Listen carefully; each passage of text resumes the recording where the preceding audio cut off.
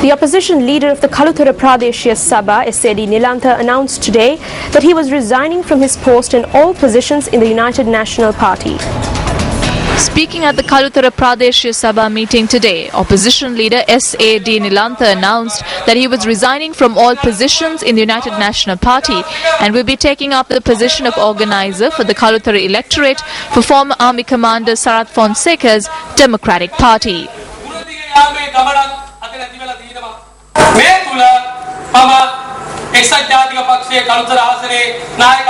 Because of the internal conflicts in the United National Party, the party does not have a journey with a vision anymore. Against this backdrop, and given my lack of faith in the UNP leadership of the Kalutara electorate and the UNP electorate, I have decided to leave the party. In addition, I wish to announce that I will also be resigning as the opposition leader of the Kalutara Pradeshya Sabha. Chairman, I am leaving behind this position and all privileges that accompany it today, and I will be joining the brave leader Sarath Fonseca.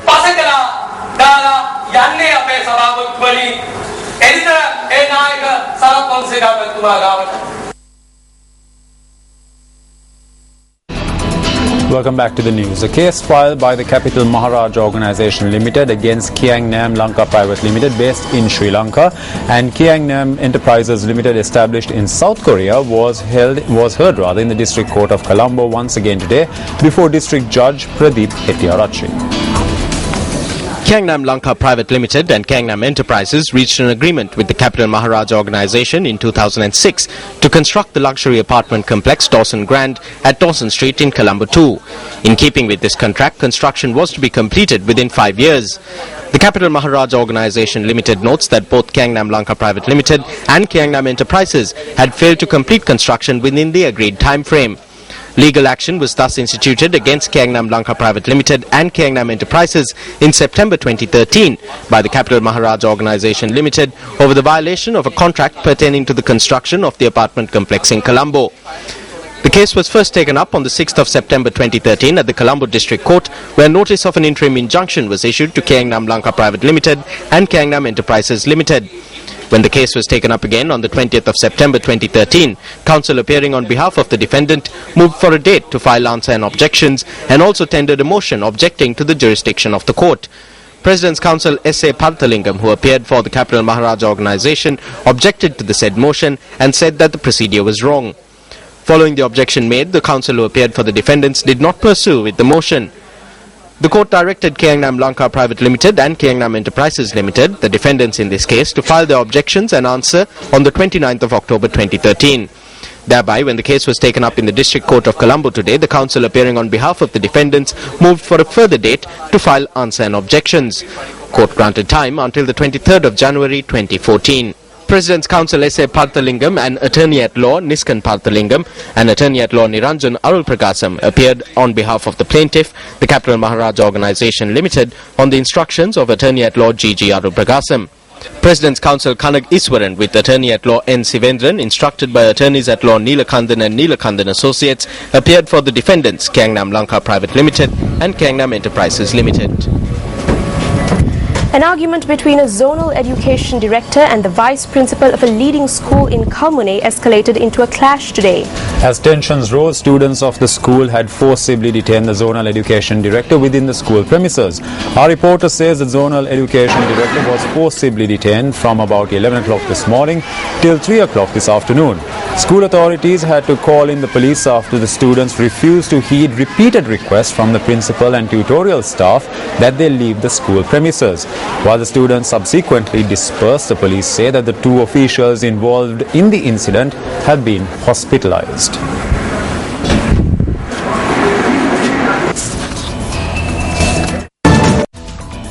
Sri Lanka has fallen behind in the Doing Business rankings compiled by the World Bank, which ranks the best nations to invest in. Of the 189 countries ranked in the 2014 rankings, Sri Lanka, which was ranked which was ranked 81st last time around, has fallen to 85th position. According to the rankings compiled by the World Bank Group and the International Finance Corporation, Sri Lanka is ahead in the Doing Business 2014 rankings compared to its South Asian neighbours. The report notes that Sri Lanka has undertaken the most regulatory reforms in the region. This includes an easing of procedure in obtaining construction licenses, electricity and taxation. Singapore and Hong Kong share first position in the rankings. The impoverished African nation Chad has been ranked 189th or in last place. Up next is Action TV.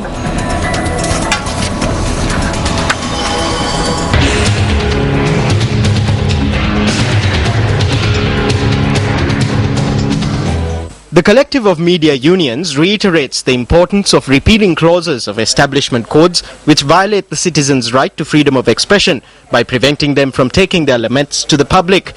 Convening a media briefing today, the collective, which comprises of 4 media unions, pointed out that clauses in this establishment code which detail punishments for such action even go beyond the fundamental law of the nation, which is the Supreme Constitution. The Collective of Media Unions convened this media briefing to voice their protest over 3 punitive measures taken by the Ministry of Education against a teacher attached to a leading school in Colombo, including a fine of 30,000 rupees based on views she had expressed to Action TV, which were telecast on the 27th of November 2011. There are 1.2 million civil servants in Sri Lanka and they face various problems. In every instance, the media is connected with them. Whether it is a statement that they have willingly given to the media or a statement that is made elsewhere, it can be broadcast in the media. What the Establishment Code says regarding expressing views to the media is not appropriate for modernity. The views expressed by the teacher in question to Action TV had to do with a distasteful act she was subject to while on duty and acts of vengeance that she was subject to after testifying in an investigation carried out by the Ministry of Education into the school in question. At the media briefing convened today, one of the journalists present raised qualms that he had regarding Action TV revealing the identity of the teacher in question.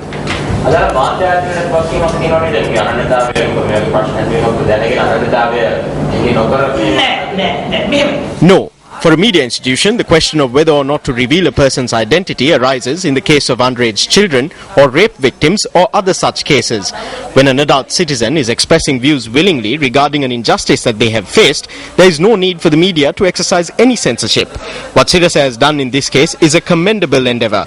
It is through this report that we have gotten to know that school teachers in this country face such situations. This is a serious issue.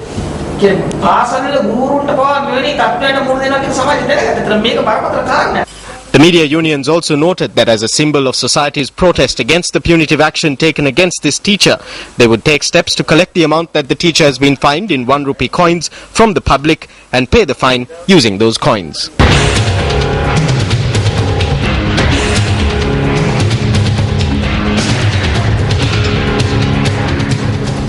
A function was held for students who sat for the Grade 5 scholarship examination and students who passed the examination at the Malapalla Vijayagosha Vidyalaya in Kottawa. School bags and books were presented to students who passed the Grade 5 scholarship examination at the Vijayagosha Vidyalaya in Malapalla. Director of the Sirasa Media Network, S.M. Marikar, Maharagama Urban Councillor Sampath Ranjit and several others were present for the event.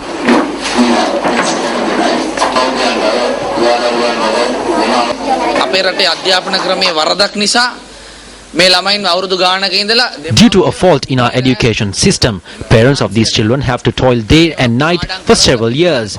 They make their children study to simply pass exams. Parents are more interested in their children passing the scholarship exam than finding a job. Parents think children will have a future only if they pass this examination. The most number of children cried in this country on World Children's Day, and that is not something new for parents to think in this manner. Don't think too much about an exam that made children shed tears on World Children's Day. Think about spiritual education and ensure that your children travel on the correct path. Tonight on Words of Wisdom, we take a look at the thoughts of former US President Woodrow Wilson on democracy.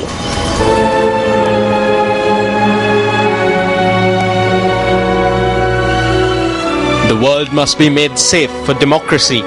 Its peace must be planted upon the tested foundations of political liberty. Woodrow Wilson, former US President.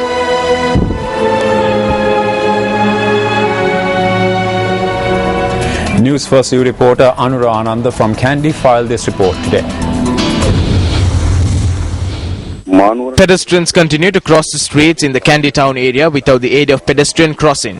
Although there are signs put up along the streets to refrain from jaywalking, this has been limited to a mere board, and the pedestrians continue to cross the street from unsafe areas even when police officers are present. The International Schools of Sri Lanka, or TISL, the Association of the Premier International Schools of Sri Lanka, is organizing their inaugural international conference from the 8th to the 10th of November 2013 in Galle. The theme of the conference is Leadership to Inspire Learning. A media briefing was convened in Colombo today to raise awareness regarding the upcoming conference. Already we have had lots of interest from all the international schools, many private schools and state schools as well. So hopefully this will be a forum where we will have heads of schools, and I would say heads of leading schools in Sri Lanka, all working and learning together. So that's the objective of this conference.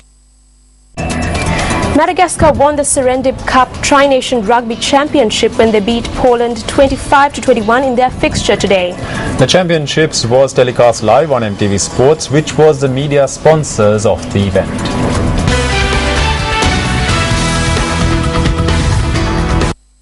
The game, which was kicked off at the racecourse ground, saw the Polish team draw first blood when their captain David Banaszek kicked a penalty in the 8th minute. However, Madagascar fullback Bernard scored 2 tries in the 13th and 16th minutes, which then were converted by his captain Harrison Rakoto to put the Madagascar team in the lead. Thereafter, Poland scored 16 points through a conversion, a try and a penalty. At Lemons, Madagascar were leading 17-16. In the second half, Madagascar consolidated their lead with 8 points through a try and a penalty, while Poland were only able to score 1 try. At the final whistle, Madagascar were 25 points to Poland's 21. Having won their first match against Sri Lanka in the League Championship, Madagascar have now secured the Serendip International Cup. And energy to do this one also. And that's a wrap of your primetime news. Thank you for joining us. For the News First team, I'm Nicola De Zoiza. And I'm Shane Silva. We'll leave you tonight with a look at tomorrow's weather forecast.